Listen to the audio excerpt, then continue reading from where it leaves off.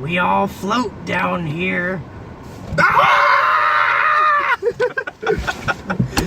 Oh, that balloon's gonna annoy the crap out of me when we're driving around. It's gonna be back behind us the whole time. Welcome back to Dinner at a Show on the road. It's been a long time since we've done one of these. I'm Brian, and I'm Tanner. I'm got joining this Tanner time today because I just had to see this movie. Brian said he got tickets, and I'm like, hells yeah. Yeah, so we're gonna go and review it as soon as I get out of here safely. All right, so it's based on the really long novel by Stephen King. But that's not how I knew it at first. I, of course, knew it, like a lot of people. From like the me. miniseries. From the miniseries, yes. It was a big part of my childhood. Scared me as a kid, although nowadays I don't find myself necessarily scared by it as much as just admiring his creativity. Yeah. See, I think at Tim Curry's performance. And, I didn't really grow up with it because my parents wouldn't let me. Oh, that balloon's gonna. Oh my god. I got it when I was 10. So I watched it like with I think my brother's girlfriend a few weeks ago. So it was pretty recent. So you didn't grow up with it? No, I didn't. Okay. I heard about it in middle school being like incredibly scary and everything, but you know, and everyone was being scared of it. It's like, oh, there's got to be afraid of clowns, and so I was like, oh wow, that might be really scary. And then of course I read the Nostalgia Critics video of it, and I'm just like, oh, that looks goofy. And then I actually watch it, and I'm like, yeah, this is goofy. I heard that video actually made people less scared of the miniseries because they grew up with the miniseries. They were scared of clowns by it, and Nostalgia Critics sort of helped them conquer their fear of that. So pretty much. So if the movie was it, then Nostalgia Critic was the Losers Club. Basically, yeah, that's a pretty good allegory. So anyway, this movie. Go on. This movie was in development hell, pretty much. Yeah, it was in like many years of like pre-production, and it already went through a director, and then there were some creative differences, and then they got the guy who made Mama. I think is Andy. I hope I'm saying his name right. Or something like that. Yeah. And then he came in, and then there were some rewrites, and now it's finally here. Yep, it is finally here. Yeah. And apparently it's only chapter 1 because it focuses more on the kids. I think there's going to be a chapter 2 in the future that's going to focus on the adult Losers Club 27 years later. So I'm pretty excited and looking forward to that one. Yeah, me too. Because honestly, this was good. This was a blast, man. Yeah, I had a lot of fun. Now me, I didn't really get scared too much, but I got the intensity, and I definitely, you know, was with the characters because I knew they were afraid, and I could tell that they were afraid, and I believed that they were afraid. We could feel that they were terrified because, like, I really love the idea of the novel and the miniseries of like kids facing their own fears. Fears are coming to life. You can get some great psychological terms that way. It's not just the clown. It's people's. Oh, thank you. Yeah, there you go. You're a little dark there. I love movies that can do that. I remember a Joe Dante film called The Hole that tried to do that as well, and even I made a film that was somewhat like that. I tried to make it like that called Spectre. It's on my YouTube channel. That good old film. Yeah. Yeah, you're gonna have to put the link to that video in this description. Anyway, and so I was really impressed that this film took the time to develop the characters and show us what they are afraid of, and they don't use the clown that much, which actually pleasantly surprised me. So I did feel for these kids, like when they were facing their fears head on. Yeah. Like one's a germaphobe, so he runs into a leper. That's who's Eddie. Like, yeah. And when you Stan's afraid of his picture. Do see, oh yeah, that's a creepy picture. Bill's afraid of, I guess, Bill being or Georgie being dead or something. He like feels that. intense guilt about what happened to Georgie. He's in total denial about him being dead, and so Pennywise actually uses that against him. Yeah, Beverly's fear is like her dad, which is very scary. Yeah, towards the end. And I think she's also afraid of becoming a woman because, like, I don't want to get too graphic here, but she's in the store, she's buying Tampax, and then later she is in a room of blood. I think it's what they were going for, that metaphor. I guess I never thought of it. But anyway, but what I'm trying to get at is that you don't see the clown that much, played by Bill Skarsgård as Pennywise. But who did a great job. So when you do see him, it's actually legitimately terrifying. This guy, he does a really good job. Oh man, I wanted to run. At first, I wanted to run away, and then I wanted to beat him just like the Losers Club. Yeah, we would see what horror movies usually don't get right, at least recently, is that you don't really, the audience doesn't really care for the characters, they care for the carnage.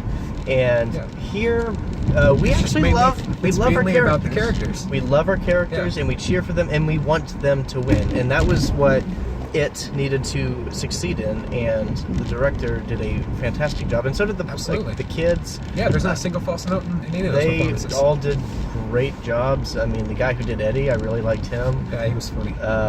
Finn was pretty funny. His one-liners and trash mouth. Finn from Stranger Things, for those who know that. It's kind of funny how Stranger Things and it kind of go full circle in influencing each other. Yeah, and this one, well, like, the original took place in the 50s. This one is more updated to the 80s, so that the present day with the adult counterparts in Chapter 2 will be modern day. Yeah, so this one is set in the 80s, so is Stranger Things. And, so... Which, by the way, I liked seeing the production design. Like, like even the little subtle things. Like, you see in the background that on the marquee of the movie theater, they're showing Batman and Lethal Weapon 2. That was a nice touch. And they did Nightmare on Elm Street 5. Yeah, that's another good. That's something else good, because like Freddy Krueger feeds on children's fears, as does Pennywise. Yeah. So I thought that was a really creative deal. My favorite scene of all that really cemented Bill Skarsgård being the perfect Pennywise was the opening scene where Georgie is getting his paper boat from Pennywise, and we all know what happens there. It's I don't want to give it away, but just the build-up to that scene was fantastic. Well, we've seen the build-up on the internet many times. Yeah, if you've watched any of the clips or the trailers and stuff like that, I got to watch a little bit of the sneak peek that came with Annabelle Creation. I thought they were going to go for like this simpler payoff, but no. And what they show, I'm just like, yeah, it deserves its R rating. I'll say that. Oh yes. It was definitely, graphic in the violence and everything like that.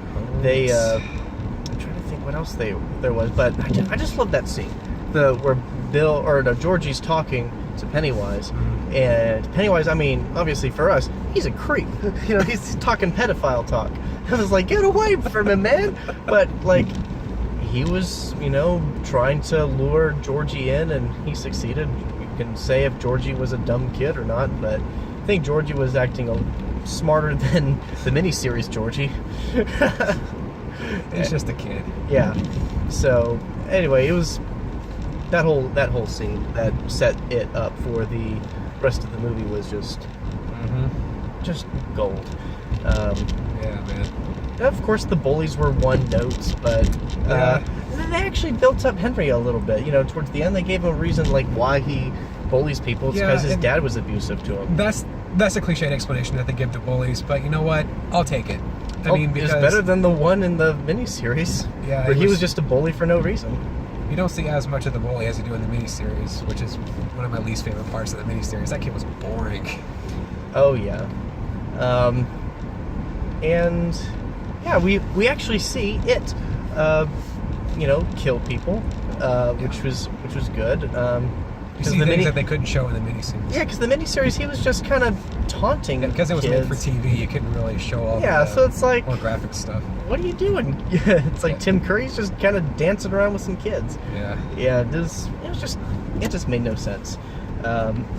Music was great. I think I could tell a few motifs in the score, especially for Pennywise when he is luring kids. Or luring Georgie, or just whenever they talked about him. Yeah. It was really cool. The trailer had a motif for him with that creepy laugh music track, and then...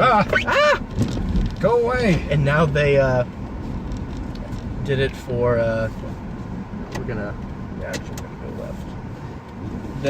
Then they did it for the trailer, They didn't do the laugh track, but they did something else, and I thought it was really creepy, but and eerie, but not, cliched and... But something else I want to bring up. Yeah. The trailer didn't give away the best scares. No, that it really didn't. surprised me. No, it didn't. They did show a lot of the clown. That's why I thought that they were going to focus more on the clown than the psychological fears. And they didn't. They actually showed the clown as much as they needed to. They showed the bullies as much as they needed to. And they gave more time for character development. Yeah, like it likes 7 being people. in clown form, but it can take other forms. Yeah. So, and they utilize that, and I think they pulled it off really well. Absolutely. Is there anything else that you can think of that we haven't talked about? I think, performances were good, music was good. They did sound really good. Yeah. I think we were in the RPX at a Regal Theater, and even when it got to the, like the overblown, a typical horror movie climax, I was still with it because, like, I wanted these kids to succeed. yeah, I wanted this sucker to get his. yeah, Or it's, whatever. yeah. But now say now for me, I wasn't really terrified at really any point. There were a few scenes that made me really creeped out. That's probably just me. That's probably good enough. Yeah, but I mean that works for me. Yeah. It didn't creep me out the way Unfriended did, which that will be soon. Yeah, in about 2 months.